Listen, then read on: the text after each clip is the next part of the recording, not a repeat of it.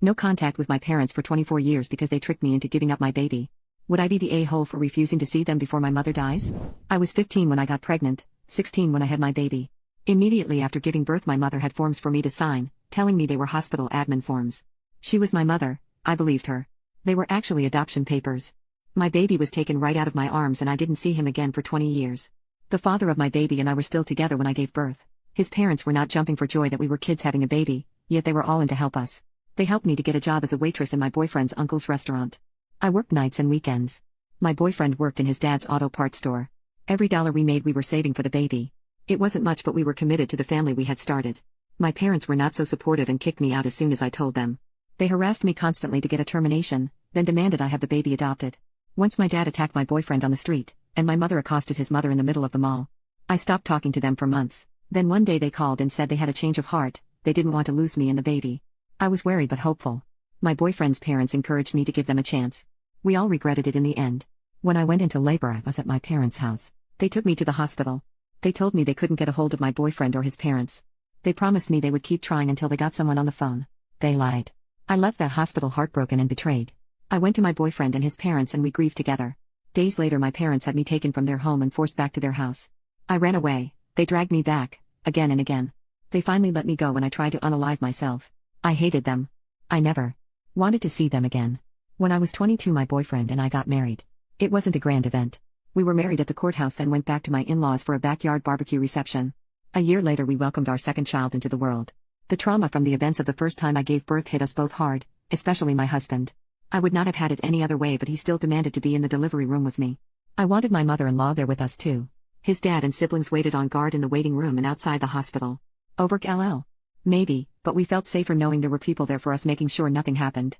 I have given birth to a total of 4 babies. We love each and every one of them, and yet our hearts ached and yearned for our firstborn. Every day I thought of him and hoped that he went to a good family that loved him. Every year on his birthday my husband would buy him a Matchbox car and I would bake him a rhubarb sponge pudding. We had no idea he even liked rhubarb sponge pudding and Matchbox cars, or if he even knew what they were, but we did it anyway. My husband isn't a fan of cake, so I imagined our son also wasn't a fan. We would stick a candle in the sponge, sing the song, wish him a long and happy life, and take a photo of us and the kids around his rhubarb sponge pudding. It may seem stupid to some to keep that wound open, but it was how we coped with his loss. 4 years ago I was out of town with my oldest daughter at a softball camp when our firstborn showed up at our home. My husband called to tell me to get home immediately. He didn't tell me why, but I could hear something in his voice I'd never heard before. Thinking something was wrong, I pulled my daughter out of camp and drove home. I can't quite find the words or express how I felt at what happened when we arrived home.